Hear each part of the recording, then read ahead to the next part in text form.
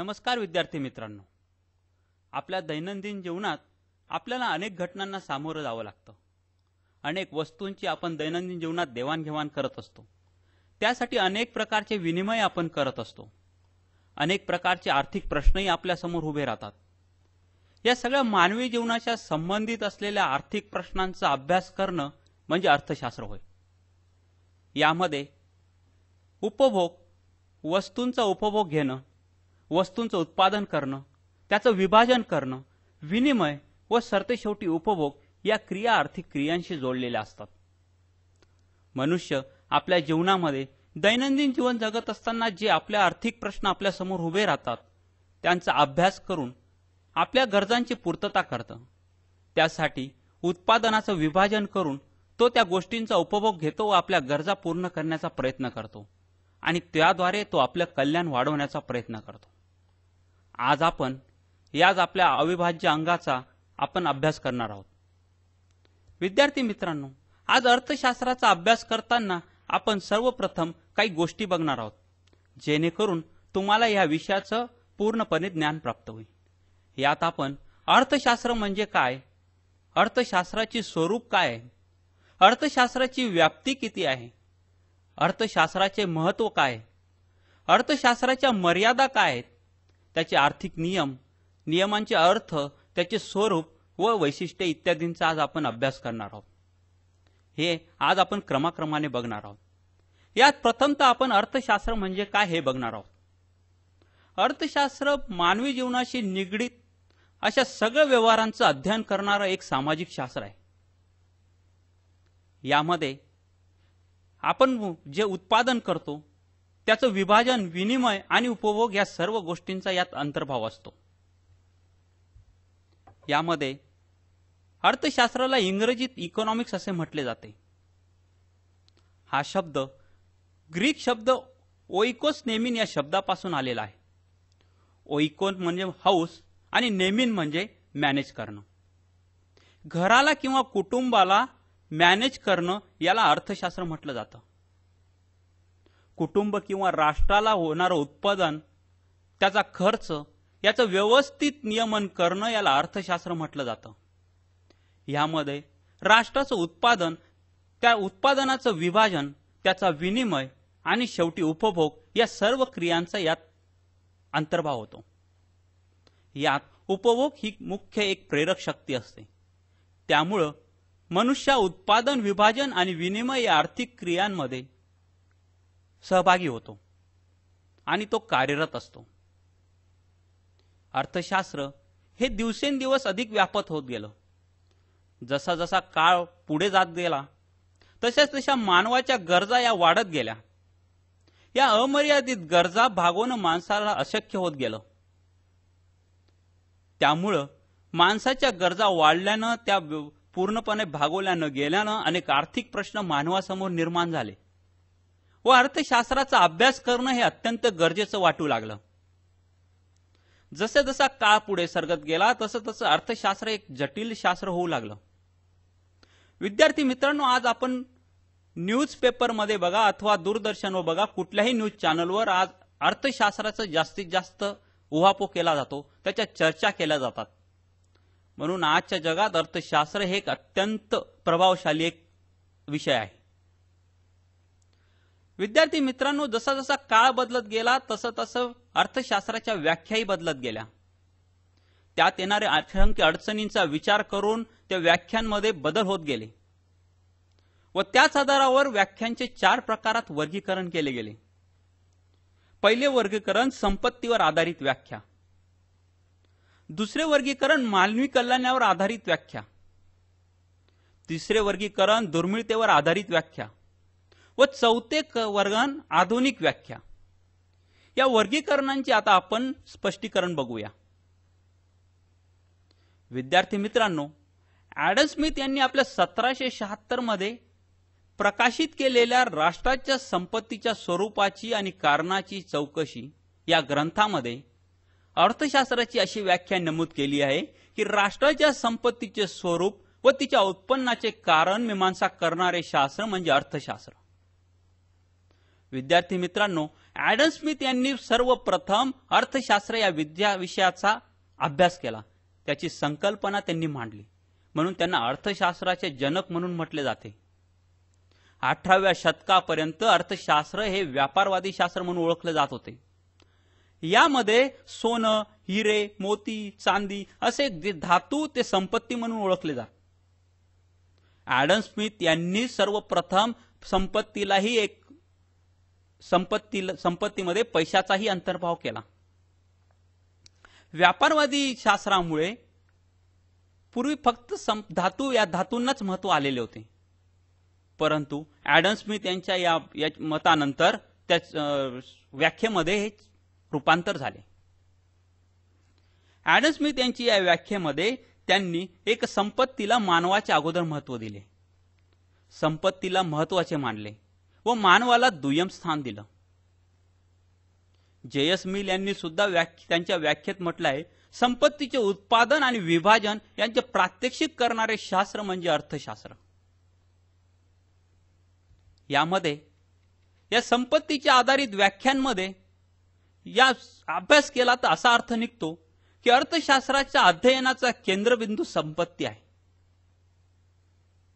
मानव हा त्यांनी केंद्रबिंदू मानला नसून त्यांनी संपत्ती हा केंद्रबिंदू मानला आहे. मनुष्य या सगळ्या क्रिया या फक्त संपत्ती मिळवण्यासाठीच करतो हा याच्यातून अर्थ निघतो.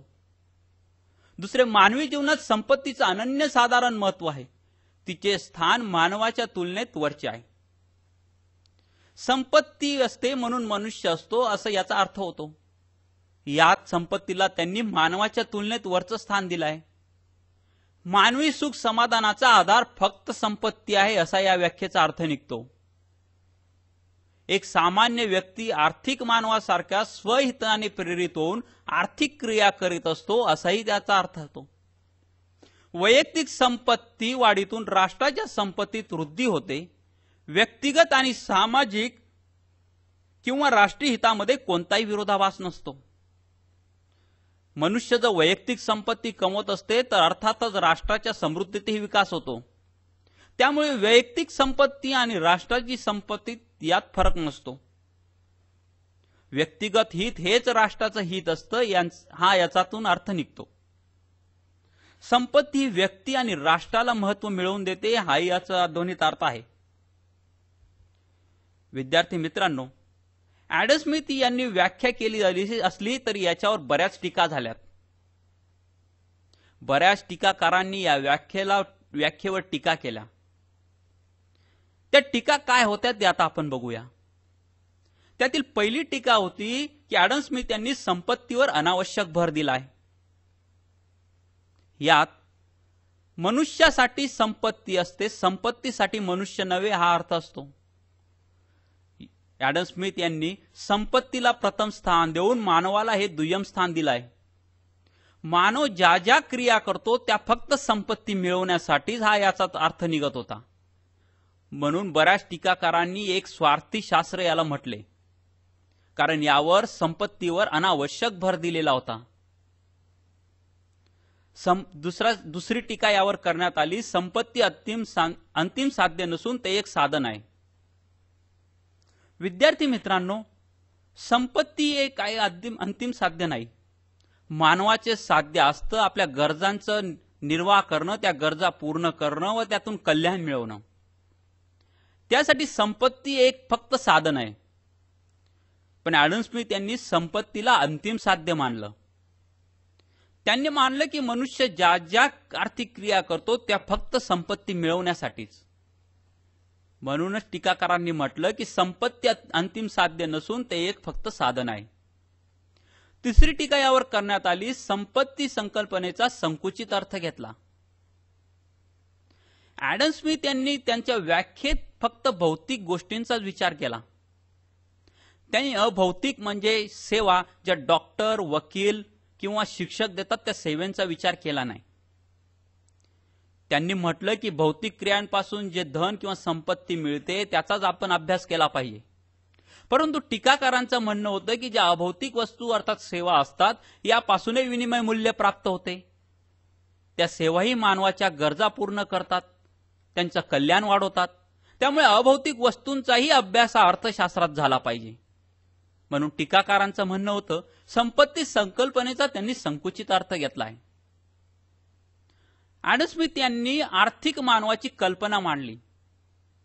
विद्यार्थी मित्रांनो, आर्थिक मानव हा असा मानव असतो जो आपला आर्थिक क्रिया करतो, जो आपली संपत्ती मिळवण्यासाठी कुठल्याही थराला जाऊन तो विचार करू शकतो. तो फक्त स्वहिताचा विचार करतो. तो संपत्ती मिळवण्यासाठी नीती अनिती वैध अवैध कुठलाही मार्ग अवलंबून करतो व संपत्ती मिळवतो. परंतु अर्थशास्त्र अशा माणसाचा अभ्यास करतं, अशा मानवाचा अभ्यास करतं, त्यात आर्थिक मानवाची कल्पना ही येत नाही. यापेक्षा सामान्य मानव हा फार वेगळा असतो. सामान्य मानव हा आर्थिक क्रिया करत असताना राजकीय, सामाजिक किंवा धार्मिक या प्रेरक शक्तींचा त्याच्यावर प्रभाव असतो. त्या गोष्टींच्या प्रभावाने तो आर्थिक क्रिया करत असतो. म्हणून आर्थिक मानवापेक्षा सामान्य मानव हा खूप वेगळा आहे. पुढची टीका उपभोग क्रियेकडे दुर्लक्ष केलं. ॲडम स्मिथ यांनी फक्त उत्पादन, विभाजन आणि विनिमय या 3 गोष्टींकडे लक्ष दिलं. त्यात त्यांनी उपभोग क्रियेचा उल्लेख केला नाही. परंतु टीकाकारांचं म्हणणं आहे की उपभोग क्रिया ही महत्वाची क्रिया आहे. उपभोग क्रियेमुळे मनुष्य त्या गोष्टींचा उपभोग घेतो व त्याच्या गरजा वाढतात. व उपभोग ही एक प्रेरक शक्ती आहे ज्यामुळे मनुष्य नेहमी कार्यरत असतो व पुन्हा उत्पादन, विभाजन, विनिमय ह्या क्रिया करतो. म्हणून त्यांच्या मते उपभोग क्रियेचाही अभ्यास झाला पाहिजे, जो ॲडम स्मिथ यांनी केलेला नव्हता. या व्याख्येवर बऱ्याच टीका झाल्यामुळं मानवी कल्याणावर आधारित व्याख्या ही निर्माण झाली. डॉक्टर मार्शल यांनी 1890 मध्ये प्रकाशित केलेल्या अर्थशास्त्राची मूल तत्वे या ग्रंथात अर्थशास्त्रात मानवी जीवनाच्या सर्वसामान्य आर्थिक व्यवहारांचा अभ्यास केला जातो. यात मानव संपत्ती कशी मिळवतो आणि खर्च करतो याची चिकित्सा केली जाते. अर्थशास्त्र एकीकडे संपत्तीचा अभ्यास आहे, तर दुसरीकडे यापेक्षाही अधिक महत्वपूर्ण हा मानवाच्या अभ्यासाचा एक भाग आहे. विद्यार्थी मित्रांनो, डॉक्टर मार्शल हे ॲडम स्मिथ यांचे कट्टर समर्थक होते. ॲडम स्मिथ यांच्यावर ज्या झालेल्या टीका होत्या त्याचा अभ्यास करून त्यांनी मानवी कल्याणावर आधारित व्याख्या केली. यात त्यांनी भौतिक वस्तूंसोबतच अभौतिक वस्तूंचाही जोडलं. त्यांनी संपत्ती ही महत्वाची आहेच, पण त्यासोबत मानवी कल्याणही त्या व्याख्येमध्ये त्याची संकल्पना मान्य केली. मनुष्य जी संपत्ती कमवतो ती मानवी कल्याणासाठीच असते हे त्यांनी महत्वाचं मानलं. त्यांनी मानवी कल्याणाला अर्थात मानवाला प्रथम स्थान दिलं व संपत्तीला दुय्यम स्थान दिलं. त्यामुळे ॲडम स्मिथ यांची व्याख्या ही अधिक चांगल्या रूपाने पुढे आली. मानवी कल्याणावर आधारित व्याख्येत डॉक्टर मार्शल यांच्या व्याख्येची वैशिष्ट्य आपल्याला काही सांगता येतील. यात त्यांनी मानवास प्रथम प्राधान्य दिलं. ॲडम स्मिथ यांनी ज्या ज्या मनुष्य आर्थिक क्रिया करतो त्या फक्त संपत्ती मिळवण्यासाठीच, यात त्यांनी संपत्तीला प्रथम स्थान दिलं होतं व मानवाला दुय्यम स्थान. परंतु डॉक्टर मार्शल यांनी मानवास प्रथम प्राधान्य दिलं. संपत्ती ही मानवासाठी आहे, मानवासाठी संपत्ती नाही असा याचा अर्थ निघतो. मानव व त्याच्या कल्याणासाठी संपत्ती निर्माण होते हे त्यांनी स्पष्ट केले. दुसरं वैशिष्ट्य सांगता येईल की मानवी जीवनाच्या सर्वसामान्य व्यवहारांचा अभ्यास अर्थशास्त्र करतं. मानवी जीवनामध्ये रोज अनेक प्रकारचे व्यवहार होत असतात. या व्यवहारांचा अभ्यास या अर्थशास्त्रात होत असतो. फक्त आर्थिक मानवाचा अभ्यास होत नाही, फक्त आर्थिक क्रियांचा होत नाही, तर ज्या सर्वसामान्य व्यवहारात जीवनात होत असतात त्याचाही अभ्यास या शास्त्रात केला जातो, असं डॉक्टर मार्शल यांनी मत मांडलं. तिसरं मत, कल्याणकारी अर्थशास्त्राची पायाभरणी.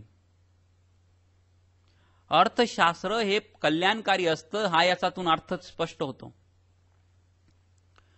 मानवी जीवनाचे प्रश्न, मानवी जीवनात येणारे आर्थिक प्रश्न यांचा अभ्यास करून त्याची सोडवणूक करण्यासाठी अर्थशास्त्र उपयोगी पडतं आणि ते एक कल्याणकारी समाज उभा करतं, समाजाचे आर्थिक प्रश्न लांब करतं, हे त्यांनी मत मांडलं. त्यांनी पुढलं मत मांडलं की अर्थशास्त्र एक सामाजिक शास्त्र आहे. ॲडम स्मिथ यांनी असं मत मांडलं होतं की जे मनुष्य जे समाजात राहतात त्यांचाच अभ्यास करतं. डॉक्टर मार्शल यांनी या मताला दुजारा दिला. त्यांचं म्हणणं होतं की समाजामध्ये जे व्यक्ती राहतात त्यांचाच अर्थशास्त्र हे अभ्यास करतं. समाजाबाहेर राहणाऱ्या व्यक्तींचा ते अभ्यास करत नाही. जसं संत साधू हे लोक समाजाबाहेर राहतात म्हणून अर्थशास्त्र त्यांचा अभ्यास करत नाही. समाजाने मान्यता दिलेल्याच व्यवहारांचं अर्थशास्त्र हे अभ्यास करतं. समाज ज्या गोष्टींना मान्यता देत नाही, अर्थात दारू पिणं, दरोडे घालणं, चोरी करणं, या गोष्टींना समाजाची मान्यता नसते म्हणून त्या क्रियांचा अर्थशास्त्र अभ्यास करत नाही. म्हणून अर्थशास्त्र एक सामाजिक शास्त्र आहे असं त्यांनी मत मांडलं. डॉक्टर मार्शल यांनी पुढचं वैशिष्ट्य मांडलं की अर्थशास्त्र हे फक्त आर्थिक क्रियांचाच अभ्यास करतं. मानव ज्या ज्या क्रियेमध्ये याच्यात अवलंबून असतो, ज्या ज्या क्रियेमध्ये तो असतो, ज्या क्रियेतनं फक्त संपत्ती निर्माण होते अशा क्रियांनाच आर्थिक क्रिया म्हटलं जातं व अशा आर्थिक क्रियांचाच अभ्यास अर्थशास्त्र करतं. ज्या क्रियांमधून संपत्ती निर्माण होत नाही, ज्या आर्थिक क्रिया होत नाहीत त्यांचा अर्थशास्त्र अभ्यास करत नाही असं त्यांचं मत होतं. डॉक्टर मार्शल यांनी आणखी एक मत मांडलं की अर्थशास्त्र हे कला आणि विज्ञानही आहे. विद्यार्थी मित्रांनो, विज्ञान एक घटनांचा क्रमाने मांडणारा एक संच असतो. ज्या घडलेल्या घटना असतात त्या क्रमाक्रमाने मांडणं हे एक विज्ञान असतं. त्याचा विज्ञान एक अभ्यास करतं, त्याचं एक डेफिनेशन करतं, त्याची एक व्याख्या मांडतं, त्याचा शास्त्रीय अभ्यास करून त्याचा काहीतरी अर्थ काढतात. आणि या विज्ञानाचा समाजासाठी काय उपयोग करून घ्यायचा हे एक कला आहे. म्हणून अर्थशास्त्र हे नेहमी अभ्यास करून वेगवेगळे नियम मांडत असतं, त्याचं अवलोकन करत असतं, त्याच्यातून ऑब्झर्वेशन्स काढत असतं, त्याचं शास्त्रीय मांडणी करत असतं. आणि कला हे ते विज्ञान, ते नियम समाजामध्ये कसे लागू करावे, मानवाच्या कल्याणासाठी कसा उपयोग करून घ्यावा हे करत असतं. म्हणून डॉक्टर मार्शल यांनी मांडलं की अर्थशास्त्र हे विज्ञान तसंच एक कला सुद्धा आहे. तस विद्यार्थी मित्रांनो, डॉक्टर मार्शल यांनी व्याख्या केल्यानंतर त्यांच्या व्याख्येवरही बऱ्याच टीका झाल्या. टीकाकारांनी डॉक्टर मार्शल यांच्या व्याख्येला म्हटलं की यांची व्याख्या ॲडम स्मिथ यांच्यापेक्षा काही फारशी वेगळी नाही. त्यांनी फक्त भौतिक सोबत अभौतिक गोष्टींचा विचार केला. त्या काय काय टीका करण्यात आल्या ते आता आपण बघू. डॉक्टर मार्शल यांच्या व्याख्येवरील पहिली टीका होती की भौतिकतेवर त्यांनी अधिक भर दिला. विद्यार्थी मित्रांनो, डॉक्टर मार्शल यांनी भौतिकतेसोबत अभौतिक गोष्टींचा विचार केला, पण त्यांनी भौतिक गोष्टींवर जास्त भर दिला असं टीकाकारांचं म्हणणं आहे. मनुष्य ज्या काही आर्थिक क्रिया करतं त्यातून मानवी कल्याण साधतं आणि त्या क्रिया या संपत्ती मिळवण्यासाठी करतं, या भौतिक गोष्टी ज्या आहेत त्यावर त्यांनी अधिक भर दिला असं टीकाकारांचं म्हणणं होतं. दुसरी टीका होती अर्थशास्त्र एक मानवी शास्त्र आहे. डॉक्टर मार्शल यांचं म्हणणं होतं की जे समाजात राहतात, समाजाची मान्यता असते, त्याच लोकांचा अभ्यास अर्थशास्त्र करतं. पण टीकाकारांचं म्हणणं होतं की समाजाबाहेर राहणाऱ्या लोकांचाही यात विचार केला गेला पाहिजे. जसे साधू संत हे समाजाबाहेर राहतात, पण त्यांनाही हा निर्णय करावा लागतो की आपण भुकेची गरज भागवताना फळ खावेत की कंदमुळं, म्हणजे त्यांनाही एक निवडीचा अधिकार असतो. म्हणून समाजाबाहेर राहणाऱ्या लोकांचाही अर्थशास्त्रात अभ्यास केला गेला पाहिजे.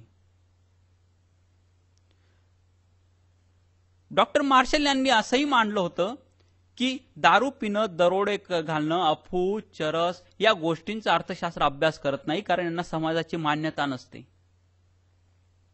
परंतु टीकाकारांचं म्हणणं हे होतं की त्यातून आर्थिक चलन मिळतं, त्यातून पैसा मिळतो, त्या आर्थिक क्रियेशी निगडीत गोष्टी आहे, म्हणून समाजाची मान्यता नसले म्हणून त्यांची अभ्यास करावायचा नाही का?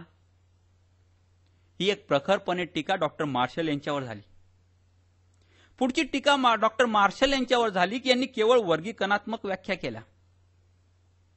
डॉक्टर मार्शल यांनी भौतिक, अभौतिक असे अनेक प्रकारचे वर्गीकरण केले, जे फारच अवघड असे वर्गीकरण होते, त्यांची वर्गीकरण करण्याची फारशी आवश्यकता नव्हती. म्हणून टीकाकार म्हणतात की त्यांच्या व्याख्या या केवळ वर्गीकरणात्मक आहेत.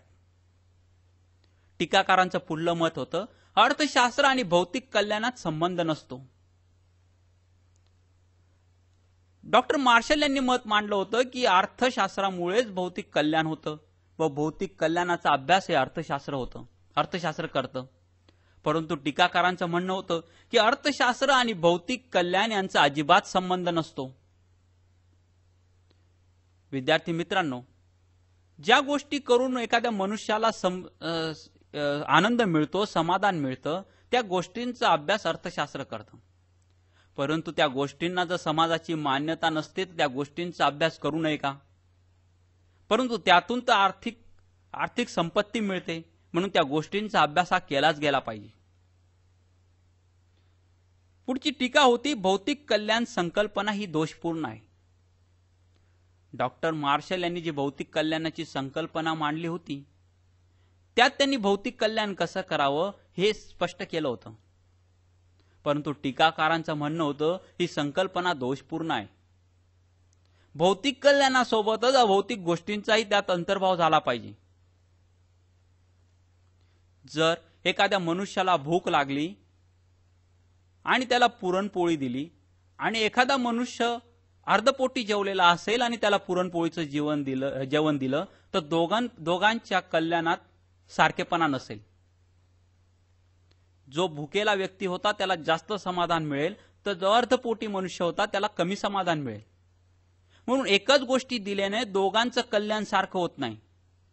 म्हणून टीकाकारांनी म्हटलं की भौतिक कल्याण ही संकल्पना दोषपूर्ण आहे.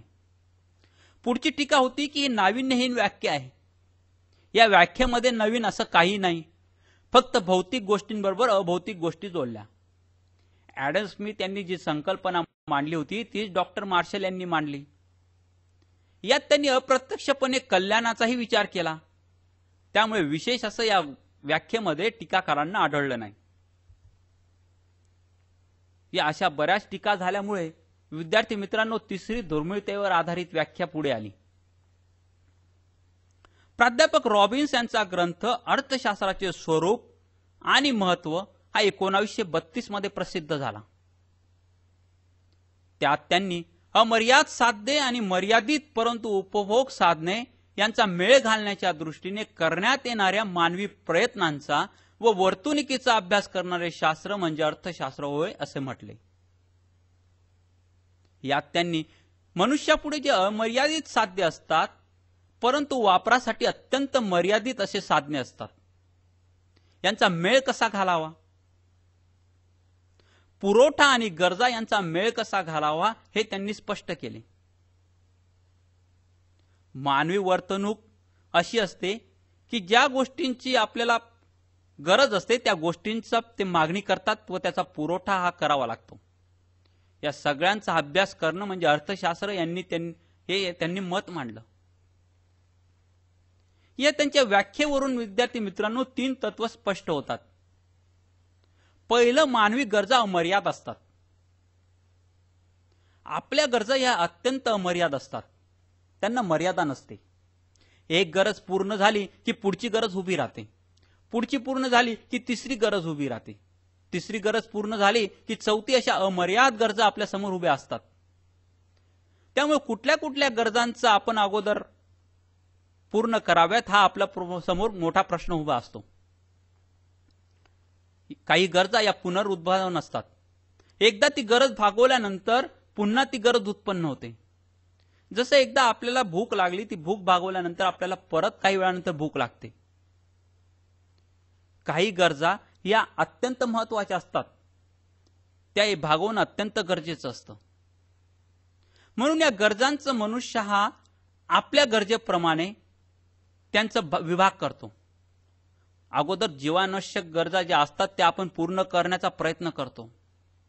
नंतर सुख देणाऱ्या ज्या गरजा असतात त्या करण्याचा प्रयत्न करतो व सरते शेवटी आपण चैनीच्या गरजा या पूर्ण करण्याचा प्रयत्न करतो. म्हणून यातून एक स्पष्ट होते की मानवी गरजा अमर्याद असतात. दुसरं तत्व त्यांनी सांगितलं की साधने मर्यादित आणि दुर्मिळ असतात. या गरजांसाठी जी साधने असतात ती अत्यंत दुर्मिळ असतात. विद्यार्थी मित्रांनो, एखादी गोष्टची मागणी आहे आणि तिचा पुरवठा त्या प्रमाणात नाही, त्याला आपण दुर्मिळ म्हणतो.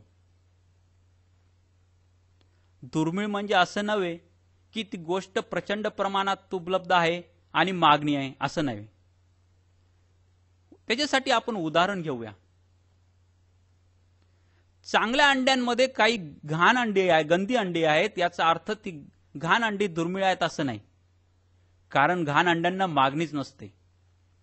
परंतु आपल्या गोठारात धान्याचा प्रचंड साठा आहे, पण त्यापेक्षा मागणी ही जास्त आहे, तेव्हा धान्य हे दुर्मिळ होतं.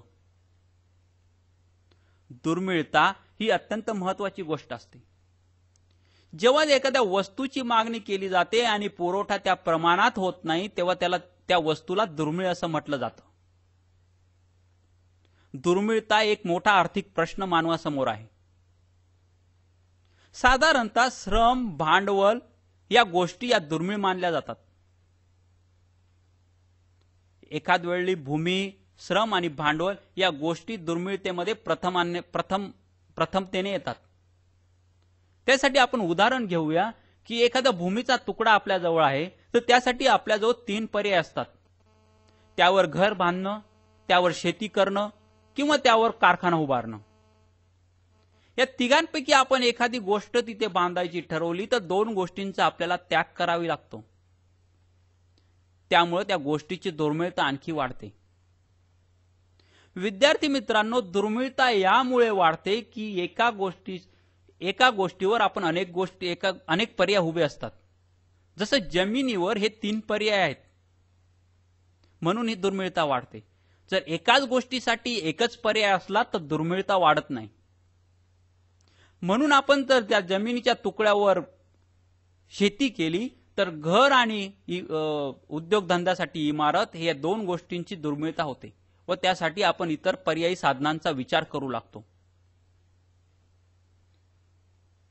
तिसरं, दुर्मिळ साधने पर्यायी उपयोगी असतात. विद्यार्थी मित्रांनो, ही जी दुर्मिळ साधनं आपण बघितलं, भूमी, श्रम आणि भांडवल, ही साधनं पर्यायी उपयोगी असतात. यांचे दुसरेही उपयोग होऊ शकतात. म्हणजे आत्ताच आपण उदाहरणात बघितलं, भूमीचा तुकडा, याच्यासाठी 3 पर्याय आहेत. तसंच या गोष्टींसाठी अनेक पर्याय उपलब्ध असतात. हे या व्याख्येवरून तत्व स्पष्ट होतं. विद्यार्थी मित्रांनो, प्राध्यापक रॉबिन्स यांनी या केलेल्या व्याख्येवर अनेक प्रकारच्या टीका झाल्या. यात प्रथमतः पहिली टीका झाली की टीका विश्लेषणात्मक व्याख्या आहे. या व्याख्येमध्ये साधनं आणि दुर्मिळता यांचं विश्लेषण केले गेले आहे, ज्या विश्लेषणाची गरज नव्हती. दुसरी टीका केली गेली की दुसरं वैशिष्ट्य सांगितलं गेलं की अर्थशास्त्र हे एक मानवी शास्त्र आहे. प्राध्यापक रॉबिन्स आणि डॉक्टर मार्शल यांनी जसं स्पष्ट केलं होतं की अर्थशास्त्र हे समाजात राहणाऱ्या लोकांचा विचार करतं, परंतु प्राध्यापक रॉबिन्स यांनी आपल्या व्याख्येत सांगितलं की अर्थशास्त्र एक मानवाचा अभ्यास करतं, ते समाजातले असो की समाजाबाहेरचे असो. जो मनुष्य आर्थिक क्रियांमध्ये सहभागी असतो त्या मनुष्याचा अभ्यास अर्थशास्त्र करतं. म्हणून अर्थशास्त्र हे एक मानवी शास्त्र आहे असं त्याचं वैशिष्ट्य सांगता येईल. तिसरं वैशिष्ट्य म्हणजे अर्थशास्त्र एक वास्तवशास्त्र आहे. ते वास्तवतेचं भान देतं.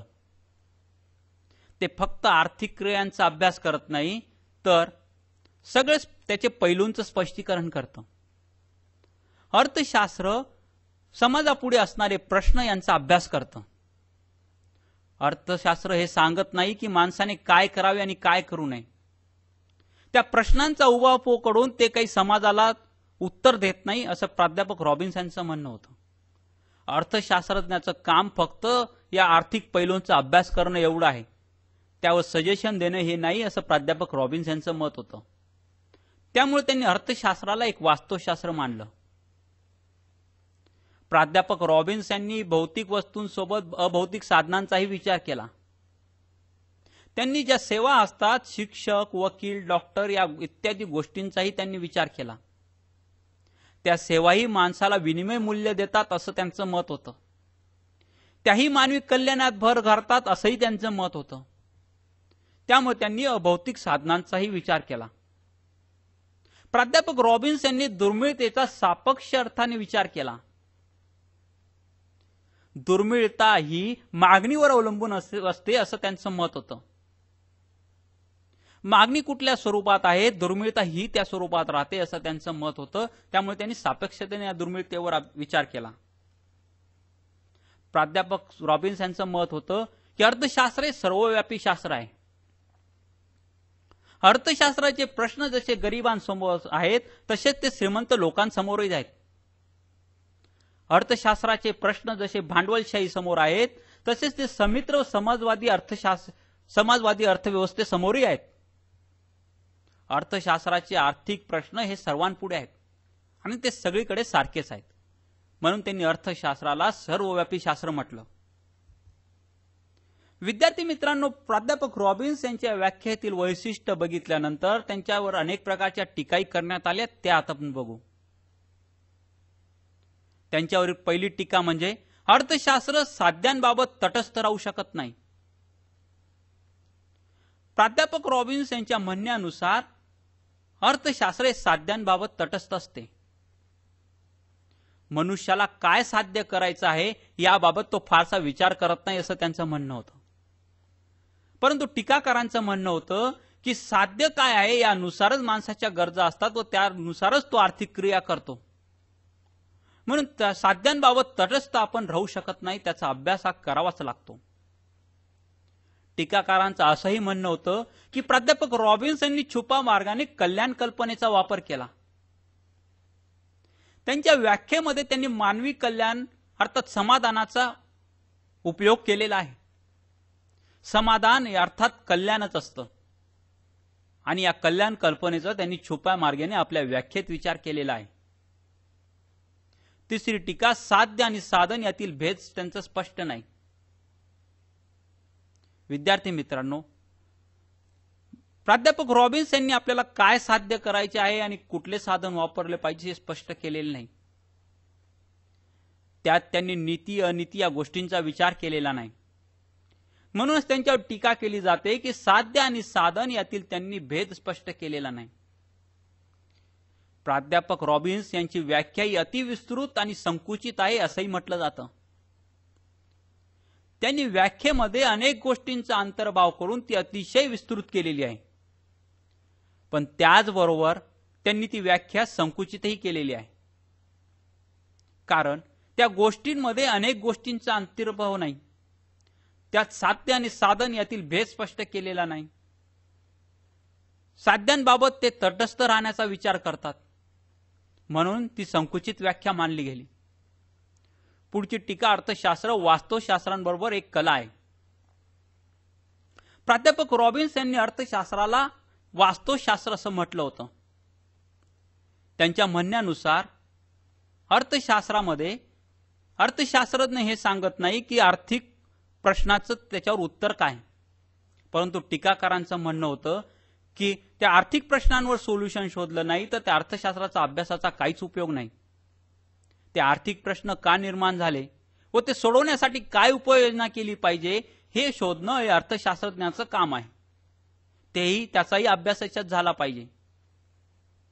व ते जे अभ्यास शास्त्रीय दृष्ट्या अभ्यास अर्थशास्त्रज्ञांनी केलेला असतो त्याचा उपयोग हा समाजासाठी केला पाहिजे. जे आर्थिक प्रश्न मानवासमोर उभे आहेत त्यांचं उत्तर शोधण्यासाठी केला पाहिजे. म्हणून ती एक कला आहे. म्हणून टीकाकारांनी म्हटलं की अर्थशास्त्र वास्तवशास्त्राबरोबरच एक कला सुद्धा आहे. टीकाकारांचं असंही म्हणणं होतं की प्राध्यापक रॉबिन्स यांनी समग्र लक्ष्मी अर्थशास्त्राकडे दुर्लक्ष केलं. समग्र लक्ष्मी अर्थशास्त्रामध्ये जो अभ्यास केला जातो, ज्या गोष्टींचा उहापोह केला जातो, ज्या राष्ट्रापुढे गंभीर समस्या आहे त्या गोष्टींकडे प्राध्यापक रॉबिन्स यांनी साफ दुर्लक्ष केलं. त्यांनी फक्त सूक्ष्मलक्षी या गोष्टींकडेच लक्ष दिलं. पुढची टीका प्राध्यापक रॉबिन्स यांच्यावर झाली की त्यांनी विवेकशीलतेवर भर दिला. प्राध्यापक रॉबिन्स यांचं जे म्हणणं होतं की मनुष्य ज्या आर्थिक क्रिया करतो त्या विवेकाने करतो, परंतु टीकाकारांचं म्हणणं असं होतं की मनुष्य काही वेळा दुःखात सुखात यावेळी तो विवेकीच असतो असं नाही, तो विवेकाच्या भरातच निर्णय घेतो असं नाही. म्हणून मनुष्य विवेकशीलच असतो असं नाही. त्यामुळे प्राध्यापक रॉबिन्स यांनी विवेकशीलतेवर भर दिला होता, त्यावरही टीका केली आली.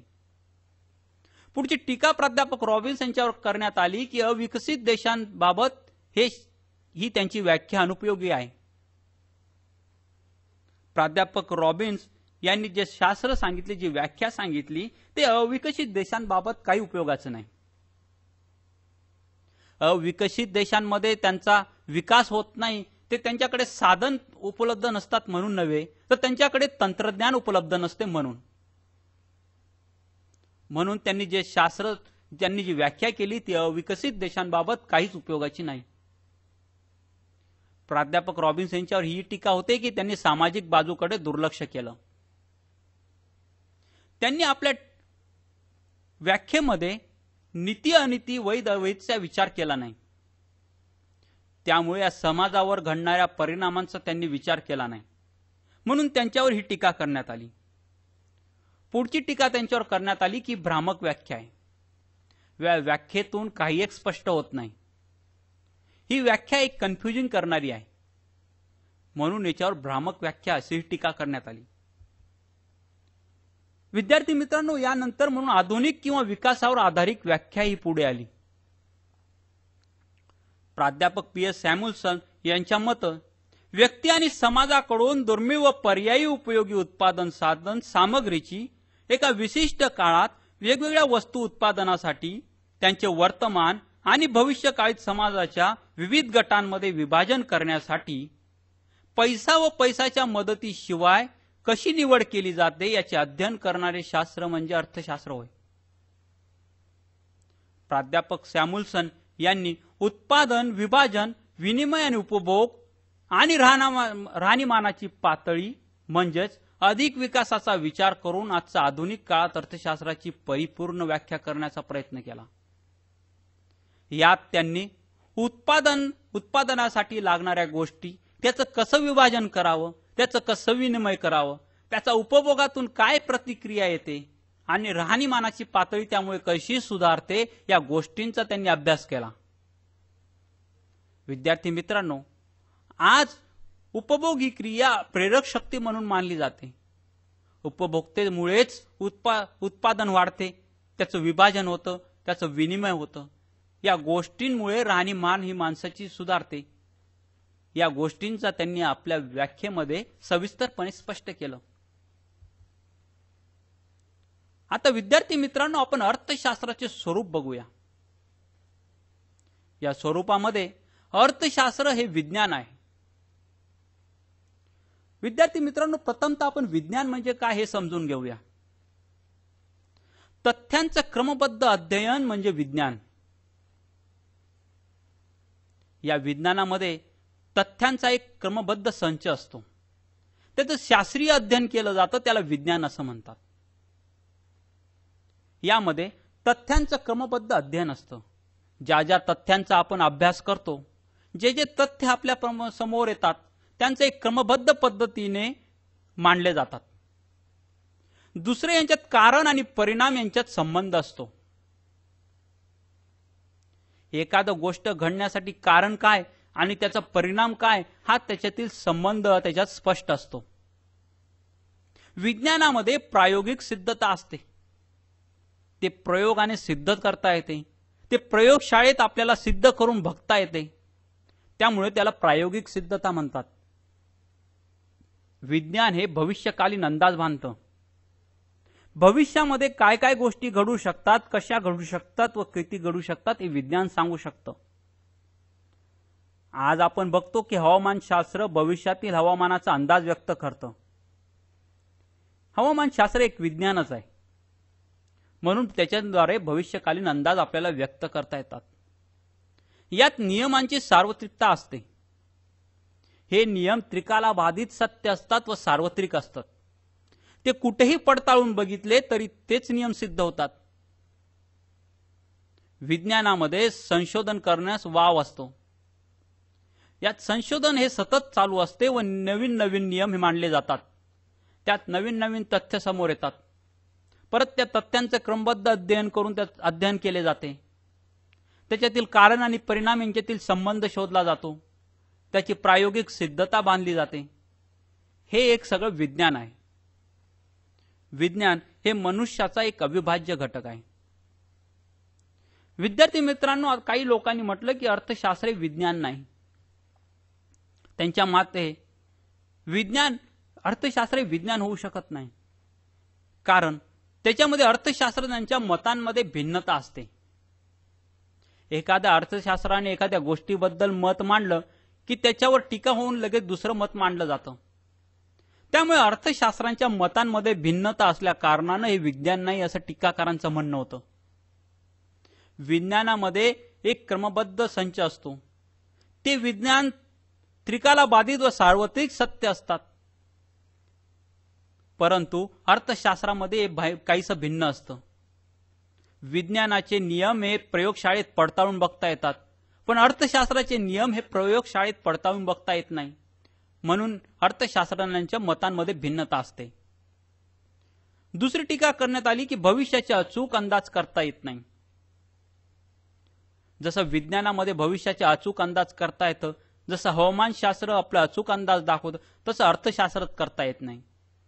अर्थशास्त्रामध्ये सांगितलं की एखाद्या गोष्टीची किंमत कमी केल्यानंतर त्याची मागणी वाढेल, परंतु ती मागणी वाढेलच असा नाही.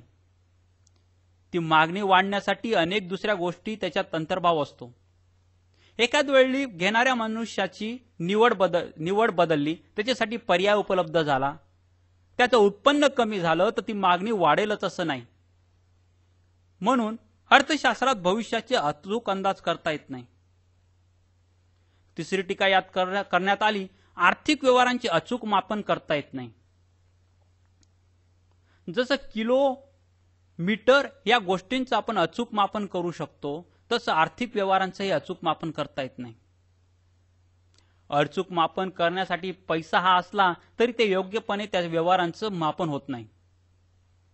यामध्ये अनेक गोष्टींचा अंतर्भाव असतो. भौतिकशास्त्र, रसायनशास्त्रामध्ये जसे अनेक मापनं असतात, तसं आर्थिक शास्त्रात मापनं नाहीत. पुढची टीका करण्यात आली की तथ्य आणि सांख्यिकीय माहितीची अविश्वसनीयता. शास्त्रामध्ये जसे तथ्य आणि सांख्यिकीय माहितीनुसार अचूक त्याचं मापन करण्यात येतं, त्याचं अचूक निदान करण्यात येतं, त्याच्यावरून अचूक आपल्याला स्वरूप काढता येतं, तसं अर्थशास्त्रात करता येत नाही.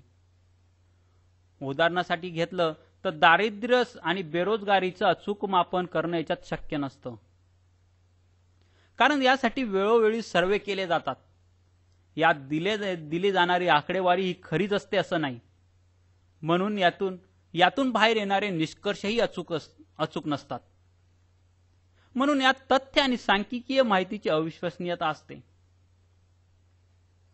जेव्हा विज्ञान सांगतं की भरती आणि ओटी ही पौर्णिमा आणि अमावस्याच्या वेळी येते, तेव्हा हे निश्चित असतं की पौर्णिमा किंवा अमावस्येच्या अगोदर किंवा नंतर ही भरती ओटी येणारच.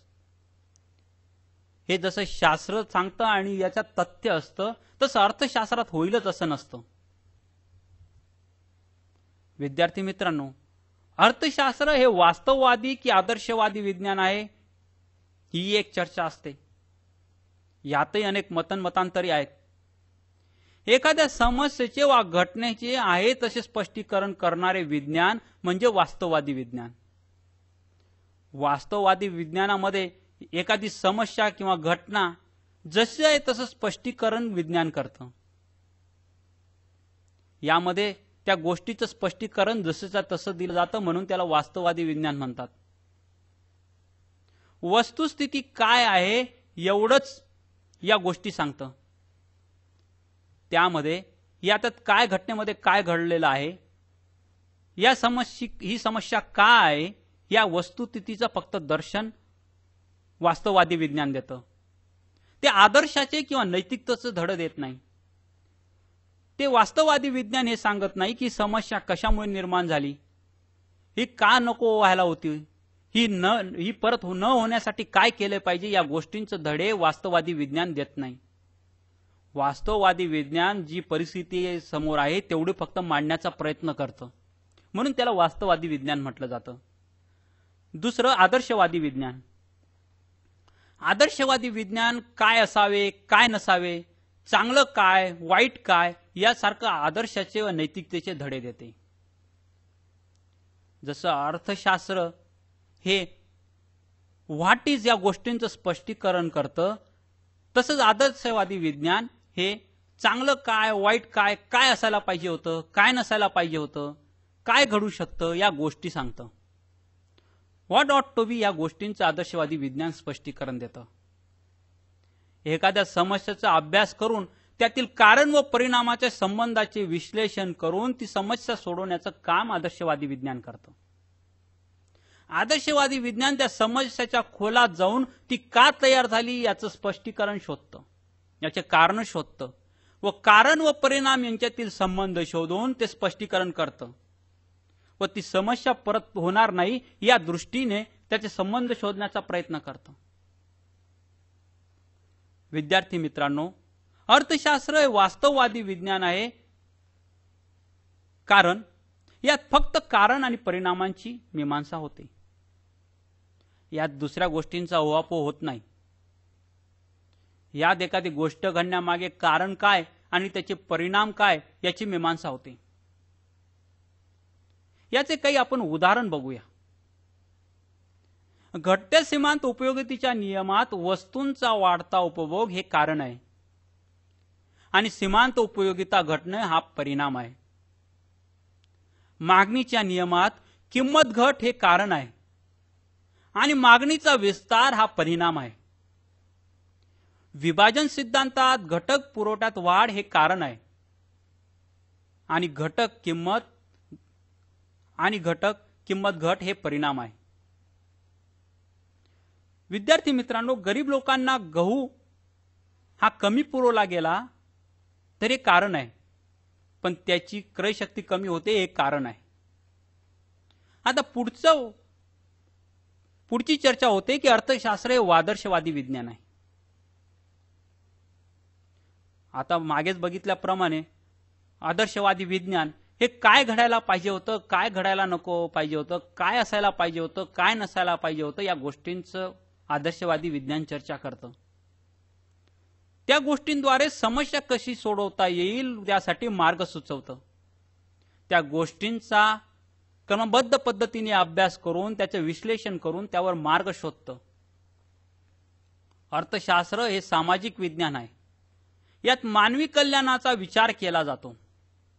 यासाठी कोणत्या वस्तूंचे किती प्रमाणात, कोठे, कसे विभाजन कसे करायचे, विकास कसा करायचा हे आदर्शवादी विज्ञान सांगतं.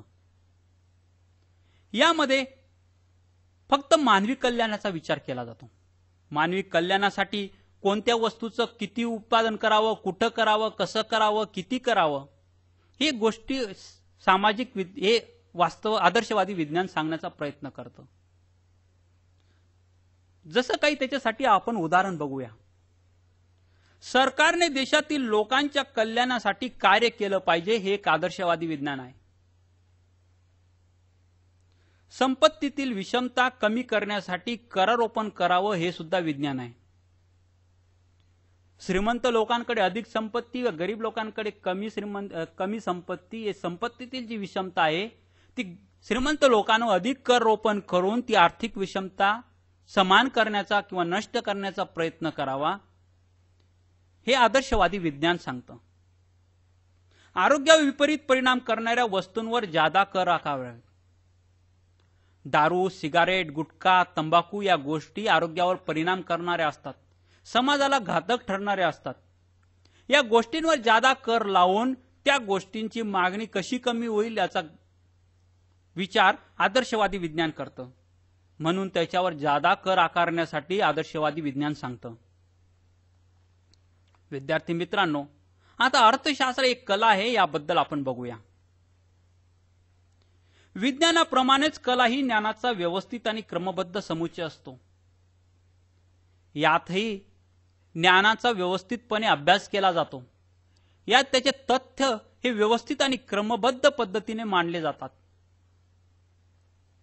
ते क्रमबद्ध पद्धतीने मांडल्यानंतर त्याचा अभ्यास केला जातो, त्याचे नियम मांडले जातात. या विज्ञानातील नियमांचा किंवा ज्ञानाचा व्यवहारात कसा उपयोग करून घ्यावा हे अर्थशास्त्र शिकवतं. म्हणून याला कला मानलं जातं. ज्या ज्या गोष्टींचा आपण अभ्यास केला आहे त्या गोष्टी मानवाच्या कल्याणासाठी त्याचा कसा उपयोग करून घेता येईल, मानवासमोरचे आर्थिक प्रश्न कसे कमी करता येतील, या गोष्टींचा व्यावहारिक उपयोग करून घेण्यासाठी एक कला म्हणून त्याचा एक उपयोग असतो. एखाद्या समस्येचे फक्त विश्लेषणच करत नाही तर त्यावर उपाययोजनाही सुचवते. अर्थशास्त्र फक्त विश्लेषण करून बसत नाही तर त्या उपाययोजना सुचवतं, त्यातील कारण शोधतं व त्या उपाययोजना करतं. तो आर्थिक प्रश्न परत निर्माण होऊ नये, ती समस्या परत निर्माण येऊ नये, त्यामुळे ते उपाययोजना सुचवतं आणि त्या पद्धतीने ते कार्य करतं. म्हणून याला एक कलाही मानलं जातं. आता अर्थशास्त्र एक कला आहे, याच्या समर्थनार्थ काही आपण मुद्दे बघूया. मानवी कल्याण अर्थशास्त्राचे अभिन्न अंग आहे. अर्थशास्त्राची संकल्पनाच मुळे मानवी कल्याणी असल्या कारणानं ते अर्थशास्त्राचं एक अभिन्न अंग आहे. या आर्थिक क्रियांमुळे मानवी कल्याण कसं जास्तीत जास्त होईल हे बघितलं जातं. मानवी कल्याण होण्यासाठी कुठल्या कुठल्या गोष्टी गरजेच्या आहे व कुठल्या गोष्टी नसाव्या हे अर्थशास्त्रात त्याचा अभ्यास केला जातो. म्हणून मानवी कल्याण अर्थशास्त्राचं अभिन्न अंग आहे असं म्हटलं जातं. कलेमुळे आधार मजबूत होतो. जे सायन्स म्हटलं जातं, जे शास्त्र म्हटलं जातं अर्थशास्त्राला, त्या शास्त्राचा समाजाच्या फायद्यासाठी कल्याणासाठी उपयोग केला जातो. म्हणून शास्त्राचाही आधार मजबूत होतो, त्यासोबत कलेचाही आधार मजबूत होतो. हे शास्त्र आणि कला एकमेकांना पूरक गोष्टी आहेत. समस्यांची संभावना नाकारता येत नाही. कला या कारणाने आहे की आर्थिक माणसाची सुस्वस्थता जशी जशी वाढत जाईल, जसा जसा काळ सरकत जाईल, माणसासमोर नवीन नवीन आर्थिक समस्या उभ्या राहणार आहेत. त्यांची संभावना नाकारता येत नाही, म्हणून त्याचा परत परत अभ्यास करावा लागणार आहे. त्या समस्या निर्माण होऊ नये म्हणून उपाययोजना सुचवाव्या लागणार आहेत आणि त्याचा परत समाजासाठी उपयोग करून घ्यावा लागणार आहे. म्हणून अर्थशास्त्र एक कला आहे. विद्यार्थी मित्रांनो, शास्त्र हे फक्त आर्थिक धोरण ठरवतच. ते शास्त्रांपुढे आलेल्या समस्यांचा उहापोह करतं, त्यातील कारण शोधतं. पण ते कारण कसे समाजात त्याचं अवलंबन करावं, त्या आर्थिक प्रश्नांना कसं सोडवावं व ते सोडवून त्याचं आर्थिक धोरण कसं ठरवणं हे कलेचं काम आहे. त्या समस्या परत समाजासमोर उभ्या राहू नये म्हणून शास्त्र हे काही उपाययोजना ठरवतं. त्या उपाययोजनावरून आर्थिक धोरण एक कला ठरवतं व ते समाजामध्ये अवलंबतं. म्हणून आर्थिक धोरण ठरवणं याच्यावरून अर्थशास्त्र एक कला हे सिद्ध होतं. आता विद्यार्थी मित्रांनो, अर्थशास्त्र कला नाही, याला काही विरोधी बाजू आहेत. अर्थशास्त्राची नैतिक बाजू वैज्ञानिक बाजूस कमकुवत ठरते. अर्थशास्त्र हे नैतिक बाजूंच्या पद्धतीने स्पष्ट आहे. ते नीतीने पैसा कमावा, अनितीने कमवू नये, वैध गोष्टी अर्थशास्त्रात त्यांचा अंतर्भाव असावा, या गोष्टी वैज्ञानिक बाजूस कमकुवत करतात. विज्ञानाचा अभ्यास करताना नीती अनिती वैध अवैध या गोष्टींचा विचार करून चालत नाही. ज्या गोष्टींपासून आर्थिक क्रिया घडतात त्या गोष्टी वैध असो अथवा अवैध असो असं विज्ञानात त्याचा अभ्यास केला जातो. पण कलेला हे मान्य नाही. आर्थिक प्रश्न शुद्ध आर्थिक कारणाने निर्माण होत नाही. विद्यार्थी मित्रांनो, फक्त आर्थिक कारणांमुळेच प्रश्न निर्माण होतात असं नाही. जसं एखादा देशासमोर भूक हा मोठा प्रश्न असतो, तो भूक हा प्रश्न काही आर्थिक कारण निर्माण झालेला राहत नाही. त्यासाठी अनेक कारण असतात, त्यातील प्रमुख कारण म्हणजे अधिक लोकसंख्या. म्हणून आर्थिक प्रश्न हे फक्त आर्थिक कारणाने निर्माण होतात असं नाही, ते आर्थिक कारणांनीही निर्माण होतात. म्हणून अर्थशास्त्र कला नाही असं विरोधी लोकांचं म्हणणं होतं. काही लोकांचं म्हणणं होतं की अर्थशास्त्र ही एक अपूर्ण कला आहे, ती एक पूर्ण कला नाही. कारण तिचा पूर्ण उपयोग समाजासाठी केला जात नाही. त्या गोष्टी ज्या कलेसाठी आहेत त्या इथं पूर्णपणे लागू होत नाही, म्हणून ही एक अपूर्ण कला आहे असं मानलं जातं.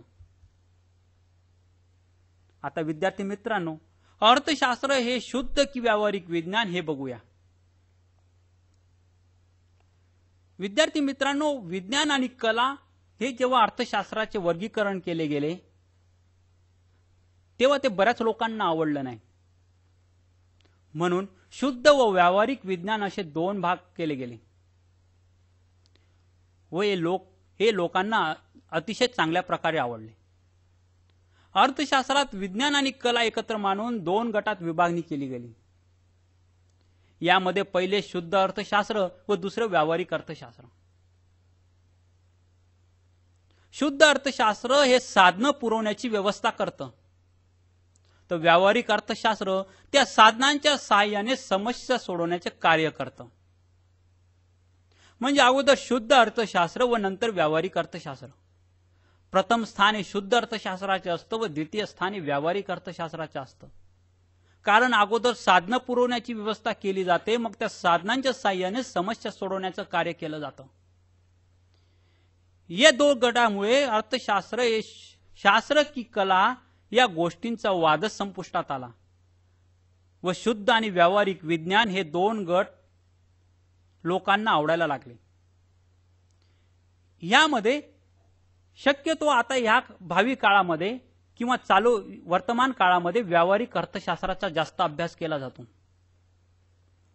पूर्वीचे शास्त्रज्ञ हे एखाद्या संकल्पनेचा फक्त आर्थिक समस्येचा विचार करायचे, त्यासाठी ते नियम तयार करायचे, त्याचा उहापोह करायचा. त्यांचं अर्धार्धिक जीवन या त्या समस्येचा अभ्यास करण्यासाठीच जायचं.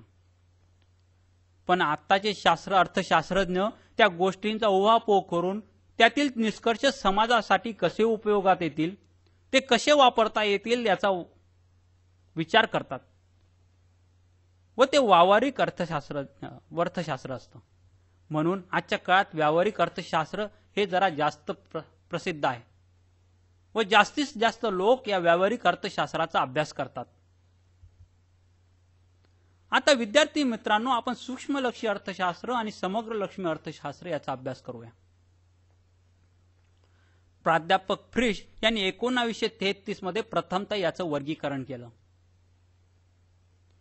समग्रलक्षी अर्थशास्त्र म्हणजे मानवी शरीराचे जसे वेगवेगळे अवयव असतात तसेच अर्थव्यवस्थेचे कुटुंब, उद्योग, संस्था, पूर्ण स्पर्धा, पूर्ण रोजगार असे वेगवेगळे घटक असतात. विद्यार्थी मित्रांनो, जसं मानवी शरीराचा पेशींचा अभ्यास करण्यासाठी आपण सूक्ष्मदर्शक वापरतो, त्याच पद्धतीने सूक्ष्मलक्षी अर्थशास्त्राचा उपयोग करतात. सूक्ष्मलक्ष्मी म्हणजे मायक्रो. मायक्रो हा इंग्रजी शब्द, याचा अर्थ छोटे. जसे पेशी किंवा मानवी शरीराच्या पेशी यांचा अभ्यास करण्यासाठी सूक्ष्मदर्शी यंत्र वापरतात, त्याच्यातून आपण त्या पेशींचं निरीक्षण करतो, तसं अर्थव्यवस्थेचे छोटे छोटे घटक जसे कुटुंब, उद्योग, संस्था, पूर्ण स्पर्धा, पूर्ण रोजगार असे अनेक वेगवेगळे घटक असतात. यांच्या वर्तणुकीचा अभ्यास, सूक्ष्म अभ्यास या सूक्ष्मलक्षी अर्थशास्त्रात केला जातो.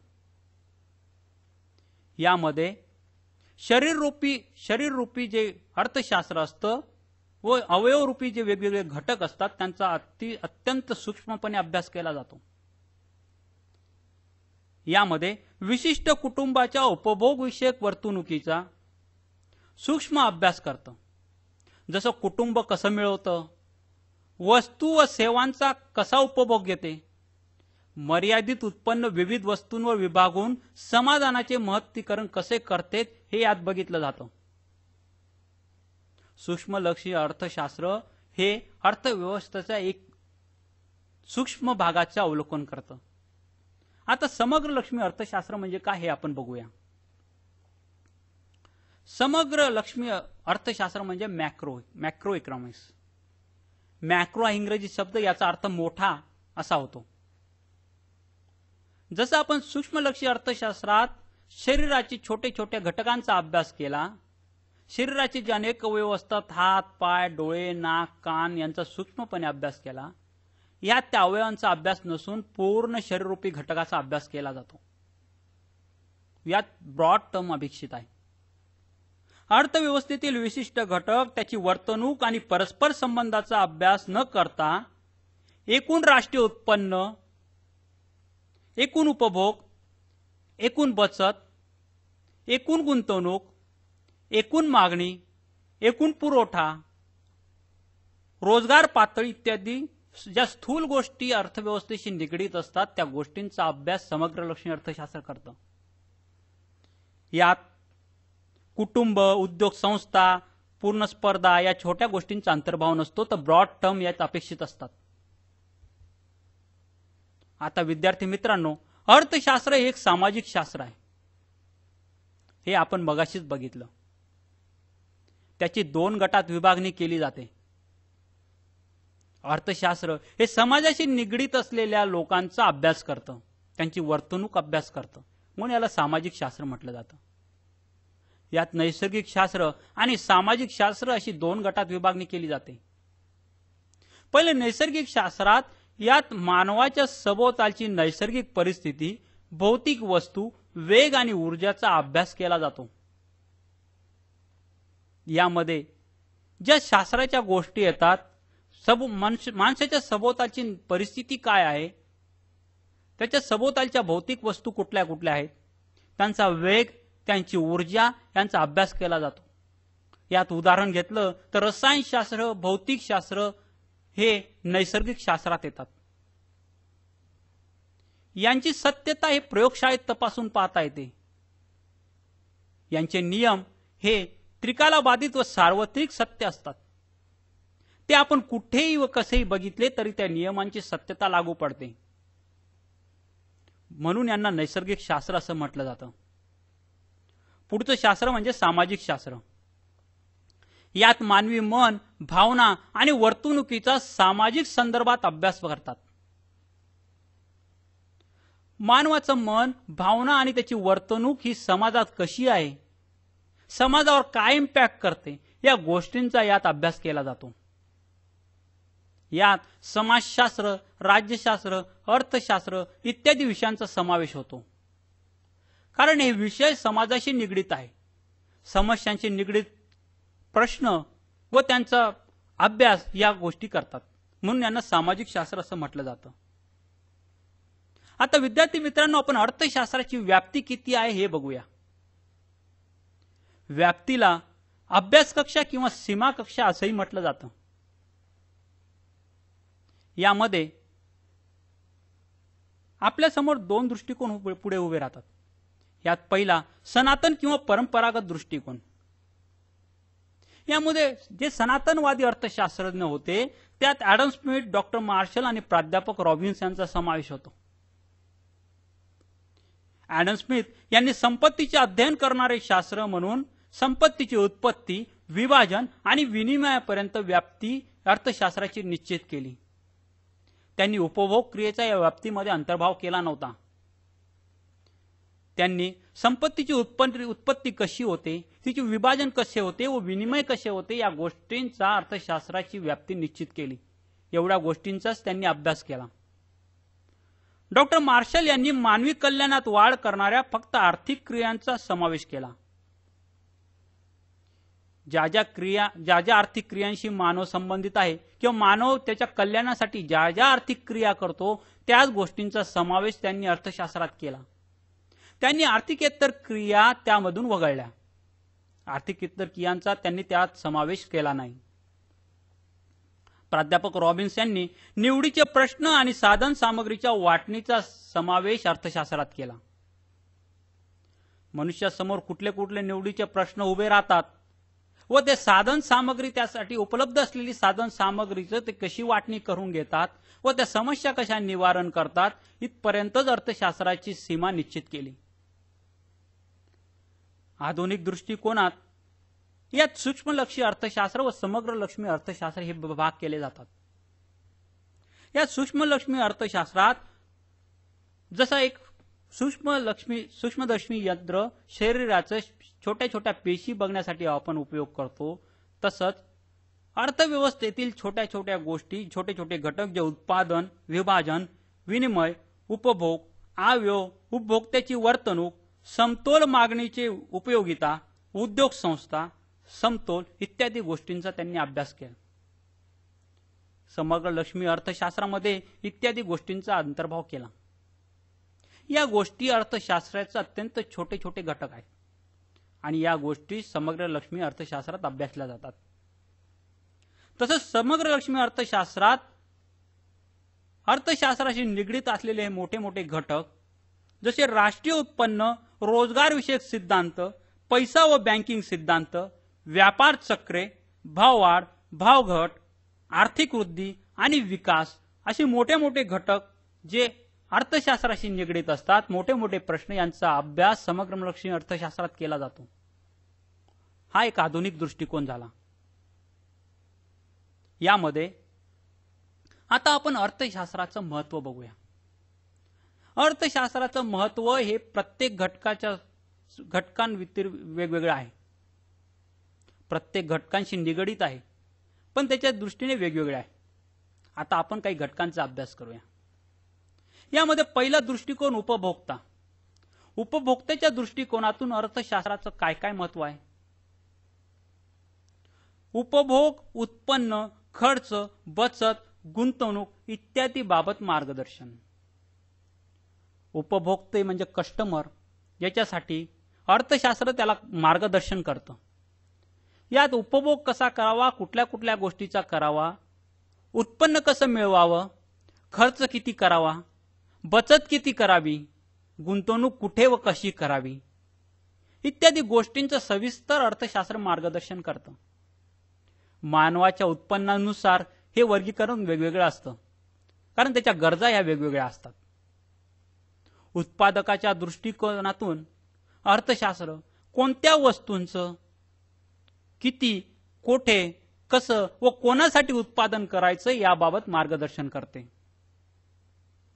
उत्पादकासाठी ते त्याच्या समोर चॉईस देतात की कुठल्या वस्तूंचं आपण उत्पादन करायला पाहिजे, त्याची किती केलं पाहिजे, ग्राहक किती आहेत, कुठे केलं पाहिजे, कसं केलं पाहिजे व कोणत्या वर्गासाठी केलं पाहिजे यासाठी अर्थशास्त्र उत्पादकाला मार्गदर्शन करतं.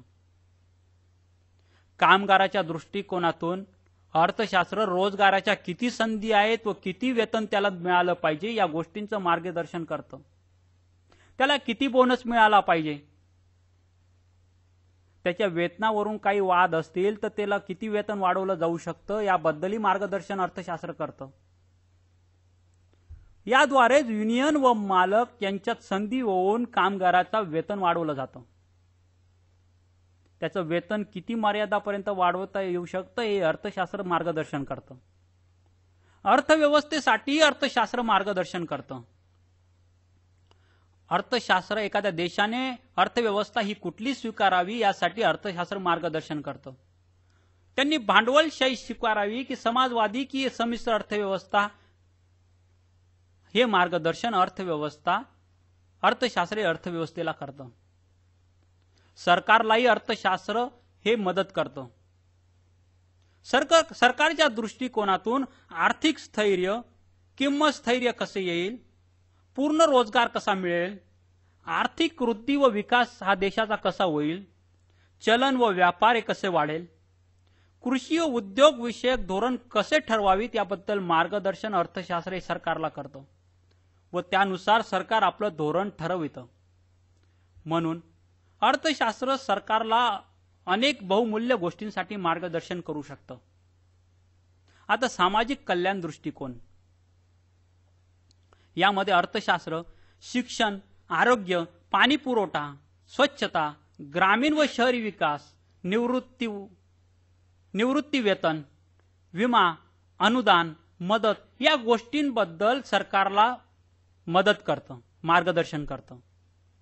शिक्षण कसं असावं, किती असावं, त्यावर खर्च किती करावा, आरोग्याची गुणवत्ता कशी असावी, पाणी पुरवठ्याची गुणवत्ता कशी असावी या सामाजिक कल्याणाच्या ज्या गोष्टी आहेत त्याबद्दल मार्गदर्शन अर्थशास्त्र करतं.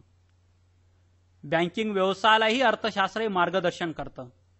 त्यात ठेवी गोळा करणं, कर्ज वितरण करणं, ठेवी किती गोळा कराव्यात, कर्ज किती प्रमाणात द्यावे, पत निर्मिती कशी करावी, व्याजदर किती निश्चित करावा इत्यादी अनेक महत्त्वाच्या आर्थिक धोरणाबाबत अर्थशास्त्र बँकिंग क्षेत्राला मार्गदर्शन करतं.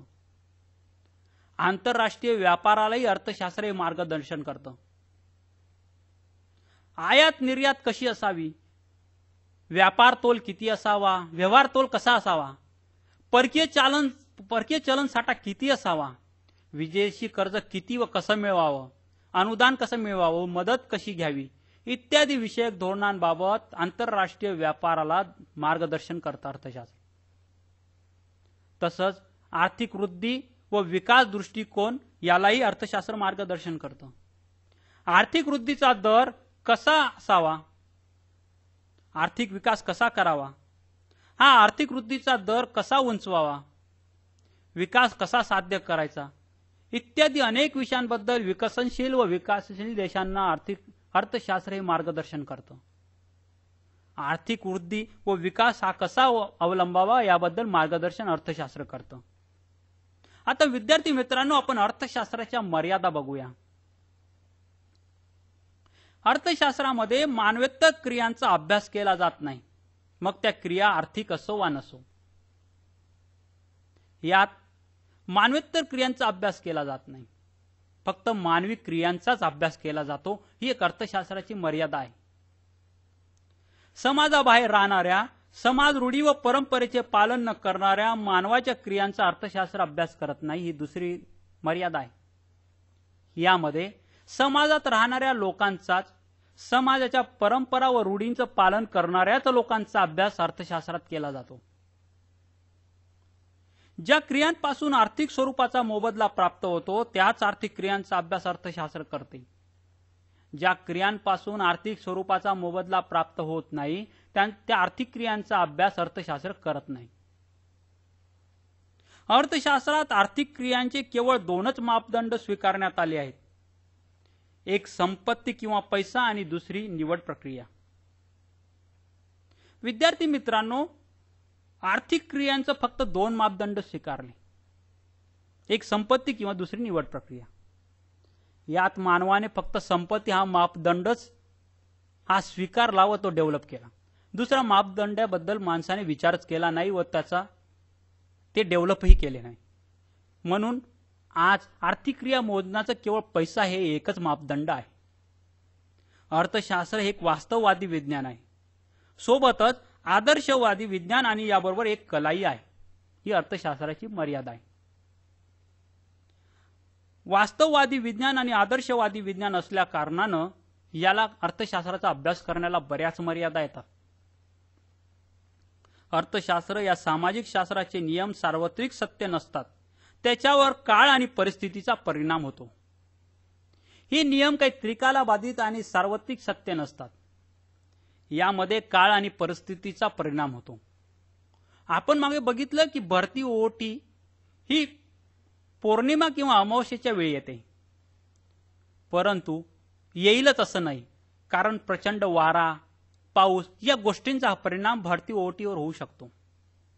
तसंच अर्थशास्त्र हे सुद्धा सत्य असेलच असं नाही, त्याच्यावर काळ आणि परिस्थितीचा परिणाम होऊ शकतो. आता विद्यार्थी मित्रांनो, आपण आर्थिक नियम बद्दल बघूया. नियम कोणत्याही दोन घटनांमधील कारण आणि परिणाम यांचे स्पष्टीकरण करतात. एखादी घटना घडल्यानंतर ती घडण्यामागील कारण आणि ते का घडलं आणि त्या घडल्याचे परिणाम काय याचे स्पष्टीकरण हे नियम करतात. याच्यासाठी उदाहरण आपण बघूया, गुरुत्वाकर्षण नियम. एखादी वस्तू वरती आकाशात फेकल्यानंतर ती वस्तू खाली येतेच, हा गुरुत्वाकर्षणाचा नियम आहे. यात कारण आणि परिणाम यांचे स्पष्टीकरण असं असतं. वरती वस्तू फेकणे कारण आणि तिचा परिणाम म्हणजे ती वस्तू खाली येणं. नियमांचे 4 प्रकार असतात. पहिला म्हणजे वैधानिक नियम, दुसरे सामाजिक नियम, तिसरे नैतिक नियम आणि चौथे वैज्ञानिक किंवा नैसर्गिक नियम. आता यांचे स्पष्टीकरण आपण बघूया. देशाच्या सरकारने नागरिकांसाठी जे नियम किंवा कायदे केलेले असतात त्यांना वैधानिक नियम असे म्हणतात. हे नियम समाजातील राहणाऱ्या लोकांनी कसे वागावे, कसे वागू नये, काय करावे, काय करू नये, नीती अनीती, वैध अवैध इत्यादी गोष्टींचा विचार करून हे नियम बनवलेले असतात. म्हणून यांना वैधानिक किंवा सरकारी नियम असे म्हटले जातं.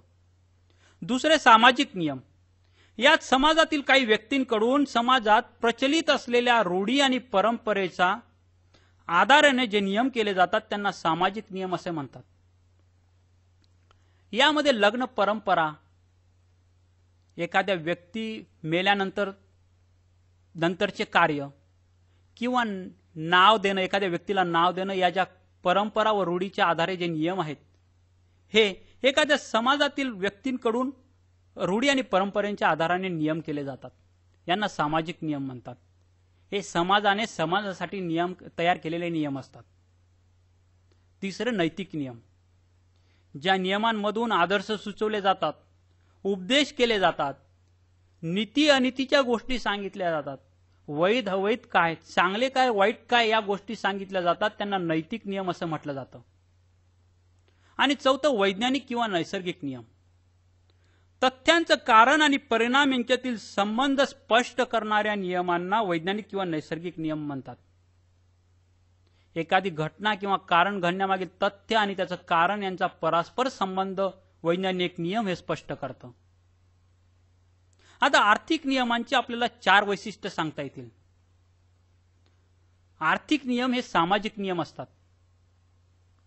समाजात घडणाऱ्या माणसाकडनं आर्थिक क्रिया केल्या जातात, म्हणून आर्थिक नियम हे सुद्धा सामाजिक नियम असतात.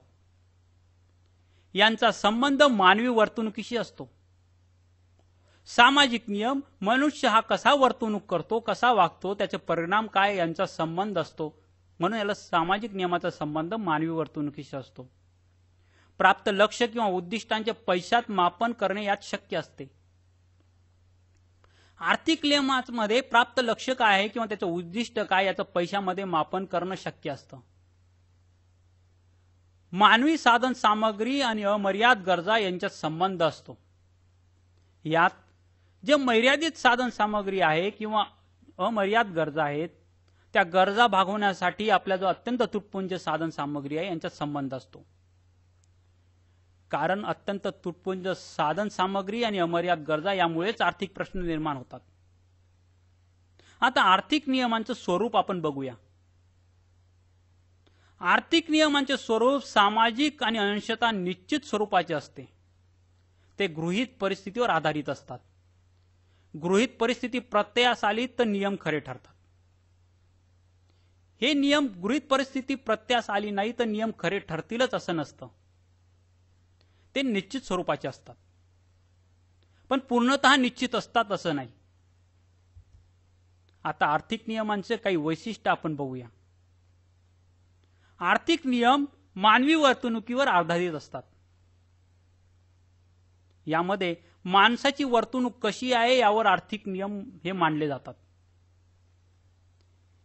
एखाद्या वेळी एखाद्या वस्तूची किंमत कमी केली तर मागणी वाढते, किंमत वाढवली तर मागणी ही कमी करते. ही मानवी वर्तणूक जी आहे त्यावर आर्थिक नियम हे मांडले जातात. दुसरा, आर्थिक नियम हे गृहीत परिस्थितीवर आधारित असतात.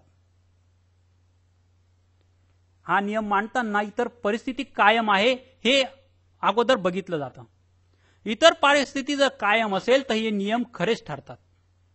जर परिस्थिती सामान्य असेल तर भरती ओटी येतेच. दुसरे, आर्थिक नियम अनिश्चित आणि अपूर्ण असतात. हायड्रोजन आणि ऑक्सिजन यांचे आपण योग्य प्रमाण घेतले तर पाणी तयार होते, परंतु त्यासाठी एक विशिष्ट दाब, हवेचा दाब असावा लागतो. तर हवेचा विशिष्ट दाब नसला तर हायड्रोजनचे 2 भाग व ऑक्सिजनचा 1 भाग घेतला तरी पाणी तयार होत नाही. आर्थिक नियम हे स्थल काल सापेक्ष असतात. ते एखाद्या ठिकाणी एखाद्या काळात खरे ठरतात तर दुसऱ्या ठिकाणी वा काळात ते खरे ठरतीलच असं नसतं. हे नियम हे स्थळ आणि काळावर आधारित असतात. समजा लोकसंख्येचा नियम हा भारतासाठी खरा ठरत असला तर तो परदेशात खरा ठरत नाही, तो अमेरिका किंवा इंग्लंड या देशासाठी तो खरा ठरत नाही. कारण दोन्ही देशामध्ये स्थळ आणि काळामध्ये फरक आहे. आर्थिक नियम हे अंशतः निश्चित असतात. ते फक्त संकेत देतात की असे झाल्यावर तसे होईल, परंतु तसं होईलच असं नसतं. त्यामुळे आर्थिक नियम हे अंशतः निश्चित असतात, ते पूर्णतः निश्चित नसतात. आता आर्थिक नियम विरुद्ध नैसर्गिक नियम हे आपण बघूया. आर्थिक नियमांबद्दल आपण बघितलं. नैसर्गिक नियम हे ताठर, निश्चित आणि सार्वभौम असतात. ते निश्चित असतात, त्यांच्यात फरक होत नाही, त्यांच्या स्थळ काळाचा फरक होत नाही. ते सार्वत्रिक आणि त्रिकालाबाधित सत्य असतात, ते ताठर असतात. आता त्याबद्दल डॉक्टर मार्शल यांचं मत, नैसर्गिक नियम व आर्थिक नियम बरेच सारखे असतात. डॉक्टर मार्शल हे म्हणतात की दोन्ही नियम हे शास्त्रीय असतात.